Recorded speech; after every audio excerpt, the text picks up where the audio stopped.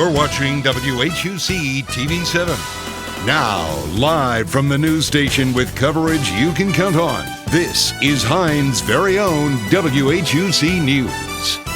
Good afternoon, everyone, and thank you for joining us on WHUC News 7's special coverage of historic Vicksburg, Mississippi.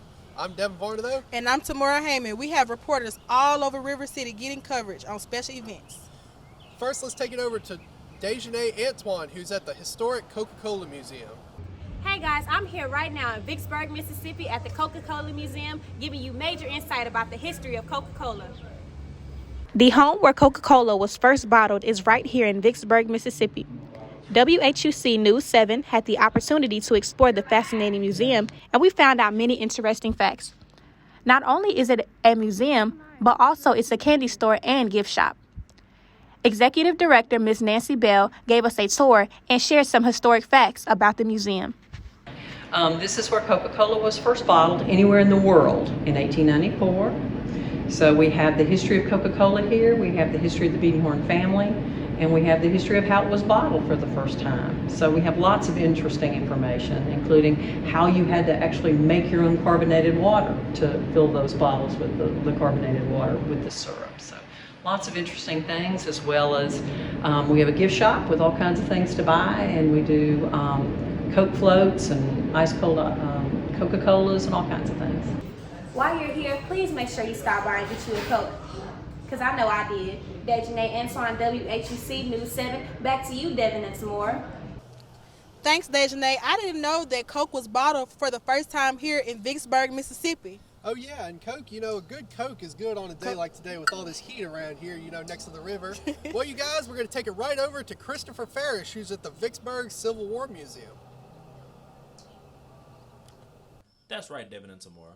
I'm standing here in the Civil War Museum in Vicksburg, Mississippi, where there's a plethora of history and artifacts inside. Let's take a look. This state-of-the-art museum allows its visitors to take a step back in time to learn and observe what it was like in one of the most pivotal wars in American history. Owner and curator Charles Pendleton told us about his reasoning for bringing this unique piece of history to Vicksburg. Well, it's been open about 2.5 years, almost 3 years. I started the museum because I wanted to talk about the Civil War from a black perspective. I don't know if blacks kept themselves out of the conversation of the Civil War or if they were left out of it.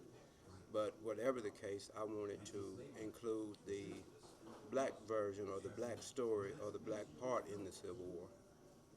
I'm stepping in from the back of what was then called slave quarters or slave cabin, with many of the amenities from that time, such as this fireplace. This fireplace was not a common thing for most slaves. They didn't have things to keep them warm, keep them from the cold. This cabin also has wooden floors, an unknown luxury at that time because most of their floors were made out of dirt. These beds here were made out of wood and hay, which wasn't always common because they weren't even worried about having beds. They were worrying about being able to sleep at all. There are many holes in the ceilings and in the walls because one, they were poorly made, and two, they had to stuff these cabins with papers and rags to insulate them from the cold. This house is also known today as a shotgun house because you can come from the back to the front. Mr. Pendleton also shared with us what items in his museum highlight the black history of the Civil War. Well, the main thing is the secession letters. I tell people to read why the southern states seceded, and they give their reasons, and most of them are really explicit, talking about slavery. I've got quotes from both Confederates and Union people. You see a lot of slavery, the cabins that slaves lived in. We've got a cotton field in here, the work that slaves would do from day to day, shackles that they used to chain the slaves with. We've got a tremendous amount of guns and other artifacts that are just interesting when you're studying Civil War history. Vicksburg resident Parker Hall shared his opinion on the museum and what he feels is the most interesting piece. That's great. I mean, this is a real treasure. I don't know if people hadn't been in here, they need to come here. We've got Civil War stuff and all that, but this is the only one that really tells this part of the story. The secession letter, I've never seen that before, and that's interesting. And it's probably got the best collection of guns in any place I've ever been.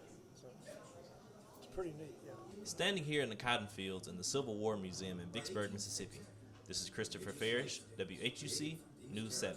Back to you, Devin and Tamara. Thanks, Christopher. It's great to learn about the Civil War and the Reconstruction period from the Civil War. And it's great to see the roles that the African Americans played during the Civil War. There's so much history all around this city, and we're not quite done exploring yet. We'll be back with more coverage right after this. If you can't trust any other college news source, trust WHUC. They are the team you can trust with the latest Heinz news. From the State Fair, numerous antique vehicles, the annual homecoming specials, Very interesting and refreshing. and more. While others chit-chat, we bring you the latest to what's happening across and around the Hines County area. Thanks for tuning in. Thank you for joining us on WHUC Trust Hines' very News own 7 WHUC News 7. One. Thank you for joining me back from the break. I'm Tamara Hamm with WHUC News 7, where I'm continuing our special coverage. Devin has left me. I don't know where he went. I'm trying to keep up with him in these hills. Devin, where are you? That's right, Tamara. We're right outside of City Brewing right now, and there are two very special aromas that you can smell all across downtown. Let's see what's going on inside. Just a short walk down Washington Street from many of the museums downtown will bring you to City Brewing Company, a very unique experience compared to surrounding businesses. Owner and head brewer of City Brewing Company, Zach Erickson, tells us about the business, their operation, and how they differ from similar businesses across the state. We've been open for almost 6 years now, which is absolutely buck wild, pretty crazy. We have our original restaurant and brew pub here that's been open the whole time. And then last October, we bought the building next door and opened up a full-size production brewery.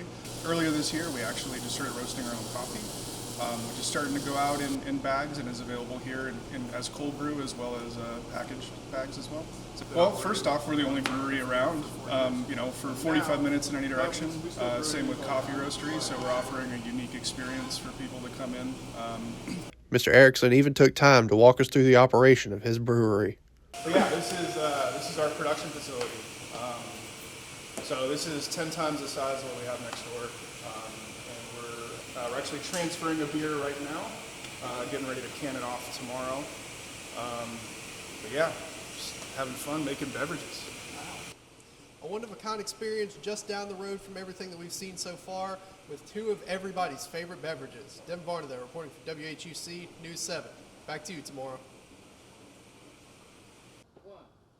Devin, bring me a cup of coffee. I could really use it. We might have to come back for the night scene where they have live music and great food. We're now taking over to WHUC News 7, Harrison Sims. That's right, Devin and Tamara. I'm at the Old Depot Museum, and they're celebrating their 30-year anniversary. The Old Depot Museum has a lot to offer, with an abundance of history and facts to give you. Pedro and his wife, Marion, stopped by to see what the museum had in store.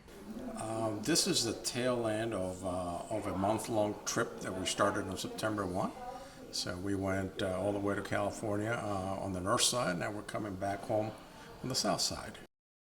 Well, to Vicksburg, it's our last leg, so we wanted to stay at the Bear Bread and Breakfast, and we've just been touring around the town. Went to the military battle park yesterday and was told you have the diorama here, so it'll be an added highlight to that trip.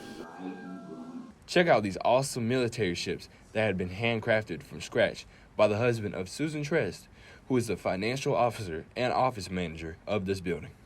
This is a great place to come. It has a lot of history, a lot of information, and so if you ever in Vicksburg and you just want to visit, this is a great place to visit. This is a model of the Sprague, which was very prominent in Vicksburg, and it featured Gold in the Hills, which is now located in the Little Theater here. There's a play that is done about once a year, and it was first featured on the Sprague. There's a plethora of information and cool visuals held here at the Old Depot Museum. Some about Coke history, a display of antique vehicles, a visual of troops who fought in the siege of Vicksburg, and even a handcrafted replica of the Windsor ruins. There's a lot to see here in the Old Depot Museum in Vicksburg, Mississippi, and I truly enjoyed it. This is Harrison Sims, WHUC News 7. Back to you, Tamora and Devin. Wow, Harrison, that really took me back to my childhood. I really wish I was there to see those trains. Yeah. Well, you guys, we're going to now take it over to Kai Beard, who's at the Catfish Museum. That's right, Devin and Tamora. I'm here bringing you coverage here at the Catfish Museum. Let's go take a look inside. The Catfish Museum is located in the Christiane and Brogue building in downtown Vicksburg at 913 Washington Street, directly across from the Lower Mississippi River Museum. It shows fashion, culture, old-time heroes, food, and the music. We even seen the old drum set from the Vicksburg Red Top. We talked to Kyla Goodlow, the assistant program director, and she tells us the background of the museum. The Catfish Museum introduces the heritage of Vicksburg, from its places of worship to the visual arts, the foodways, and the heritage of Vicksburg. From music, history, and heritage, the Catfish Museum has a lot of exhibits for you to come see. Kai Beard reports for WHUC News 7. Back to you, Devin and Tamora. Thank you, Kai. It's great to see all the wonderful history, culture, and arts that comes together in the city of Vicksburg.